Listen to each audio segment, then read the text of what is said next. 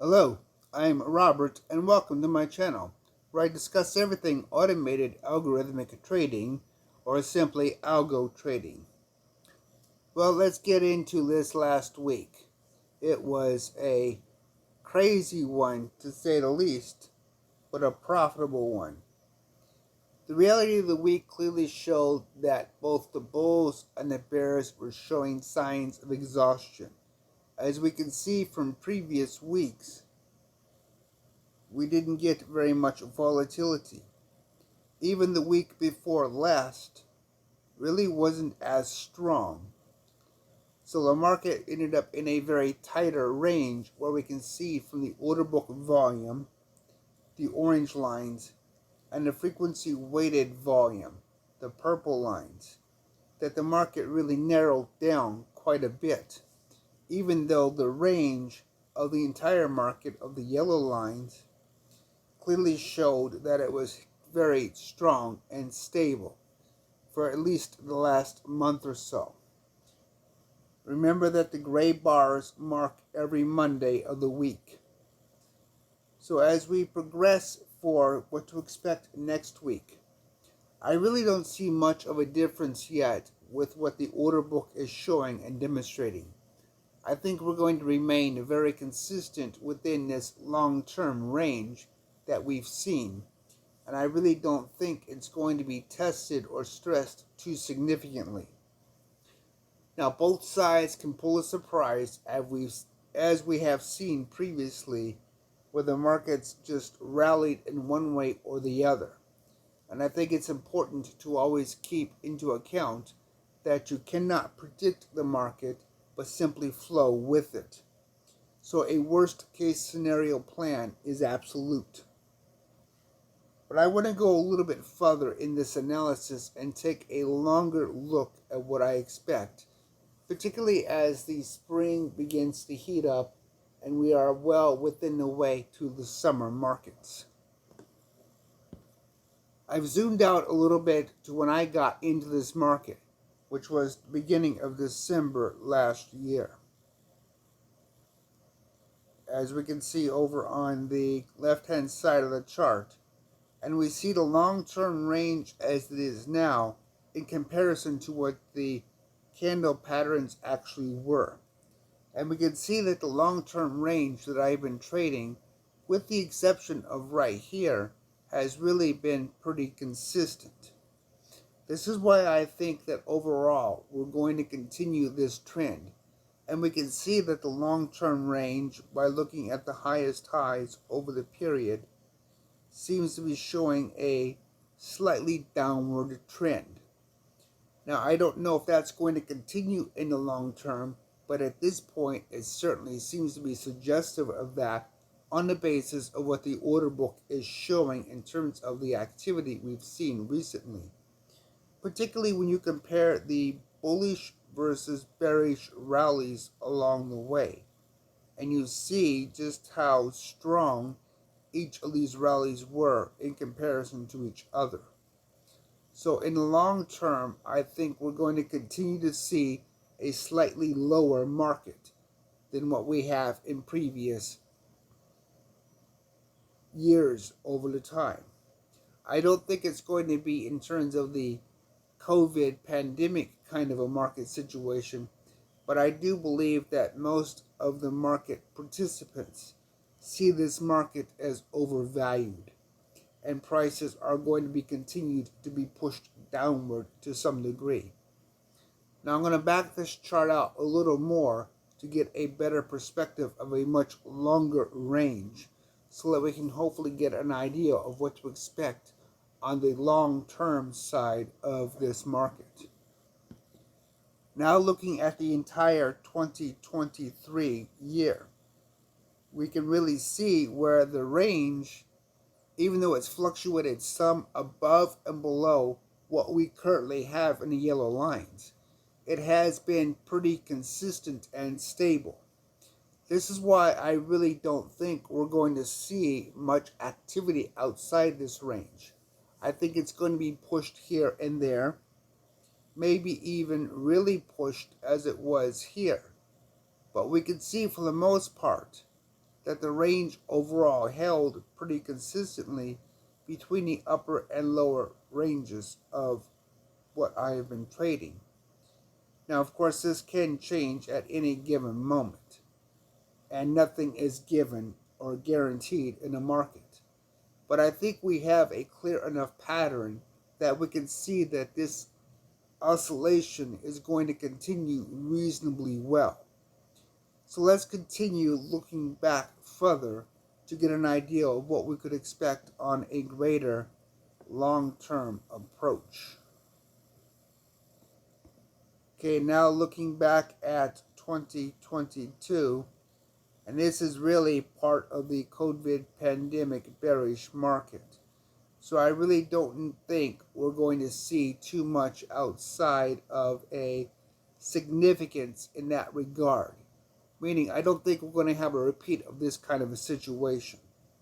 And if we go to maximum zoom out, and we look at the wider range of the market altogether, we can see back here that the range itself really wasn't that abrupt either, and it stayed pretty consistent. Now, with this being a floating grid, I don't have to worry about this because the market will move automatically. That is, this range within the yellow lines will automatically fluctuate with my trading, both up and down, appropriate to my analysis and grid trading, where I will take stop losses as necessary. And that really is the whole point of this kind of a trading technique. You really can just follow the market in a consistent and clear way and not have to worry about the entire process. And in fact, we can see going all the way back to 2017 that the only time it really broke the lower range was just a bit of a small amount of time. And then it returned to the range that I've been currently trading.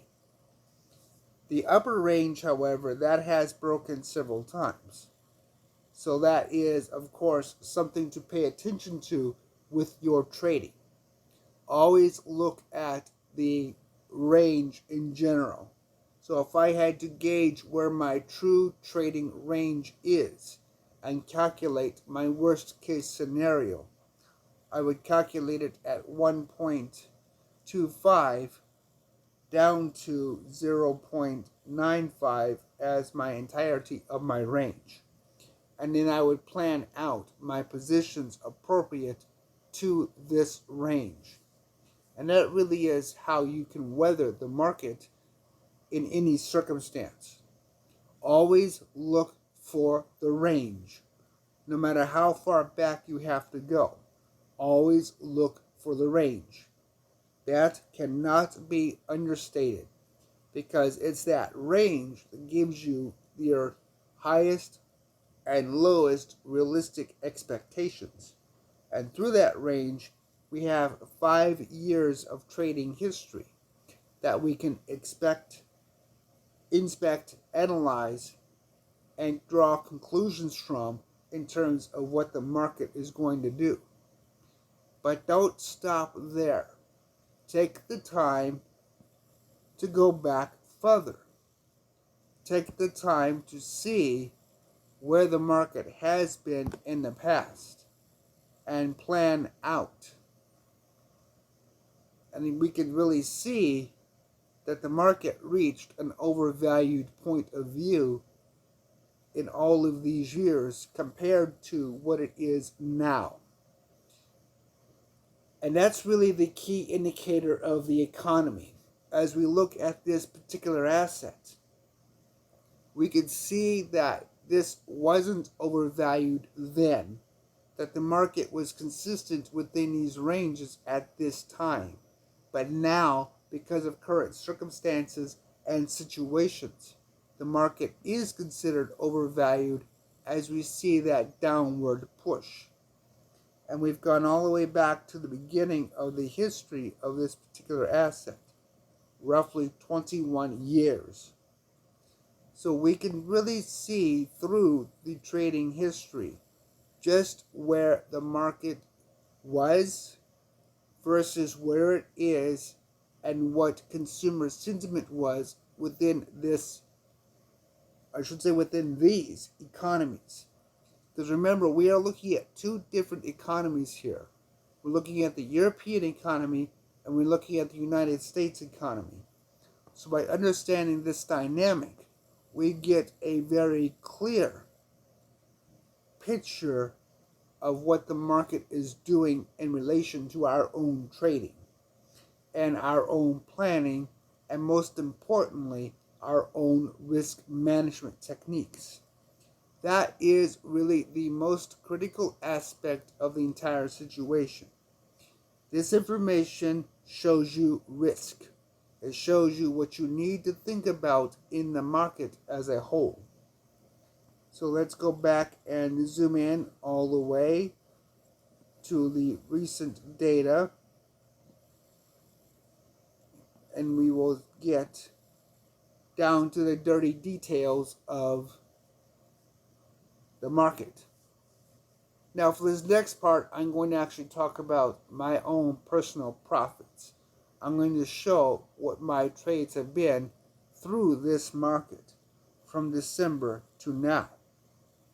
And it's important to understand what those expectations are in relation to that trading.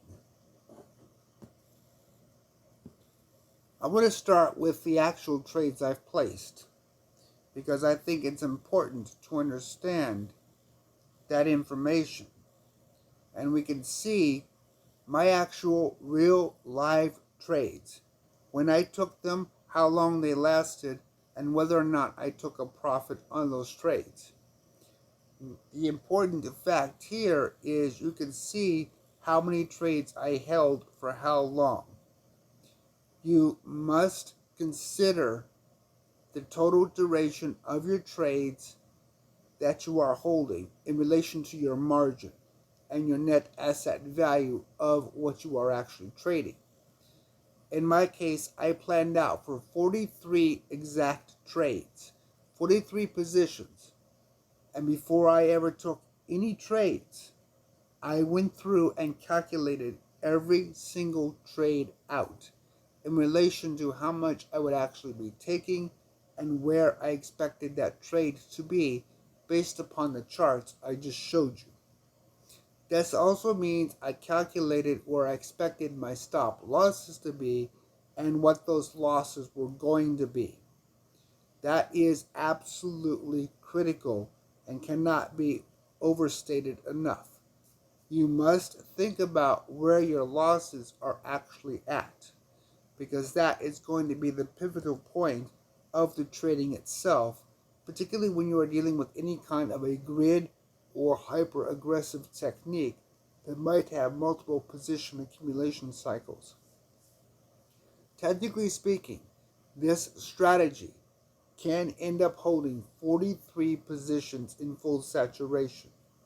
So you need to think about your finance rates, whether or not those finance rates are going to work for you or against you, so forth. And you need to think about your weekends, when your money is just sitting there in this situation. Of course, you have volatility, gapping, all of the issues that go into trading have to be calculated out to a certain degree of reasonability before you ever trade.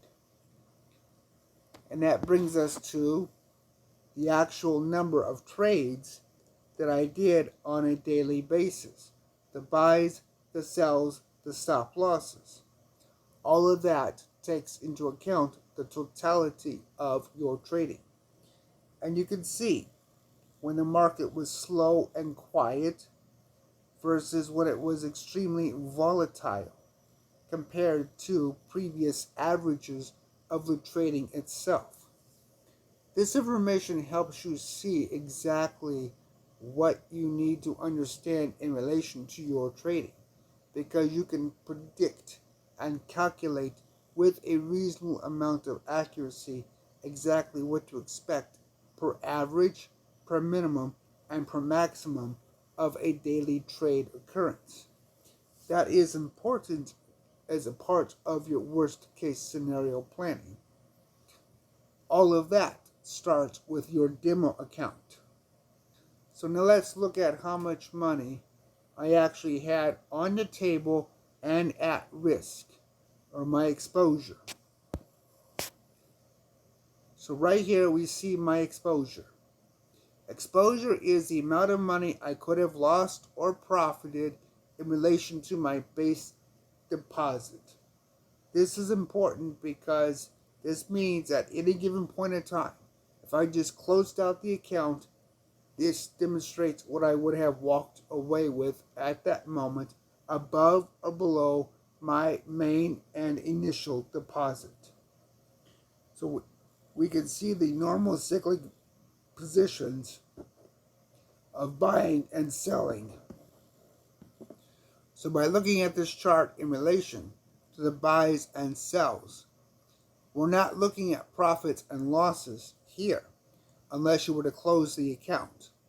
What we are looking at is just how much money is on the table at a given point of view in relation to our initial budget, our initial balances.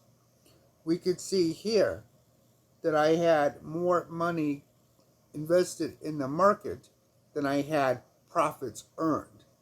That is, from my initial balance at this point in time, I was $20 into my initial balance.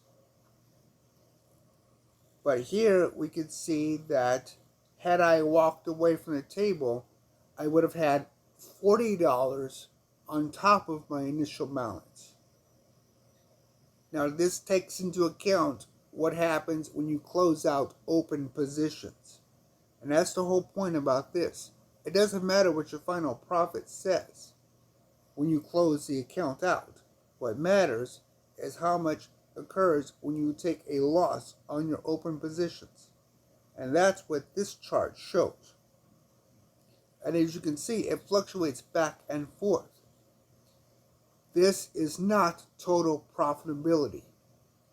This is strictly in relation to the growing cyclic nature of buying and selling within this market. For total profitability or equity within the chart, we have that too. And we can see where we're at and where we started with. We can also see on these charts where the volatility was and how that volatility affected trading. Now, as you'll notice, having $90 of profit isn't something to write home about. And that really brings us into the last part of this video that I need to really hammer home. Algorithmic trading is not discretionary trading. You have a machine trading 24/7, no matter what. It's not going to make you rich. It's not going to be the holy grail of trading. If trading was that easy, everybody would be doing it, and they would be rich, or it would be illegal. The realization is that you have to think about trading as a hobby, particularly algorithmic trading. You can't take $1,000 with a 1 or 2% position size and expect to make a living wage. It's just not realistic. And I have heard so many people argue this point over and over about get a funded account or use higher leverage or all of the other gimmicks that are going to bankrupt you. Don't listen to that crap.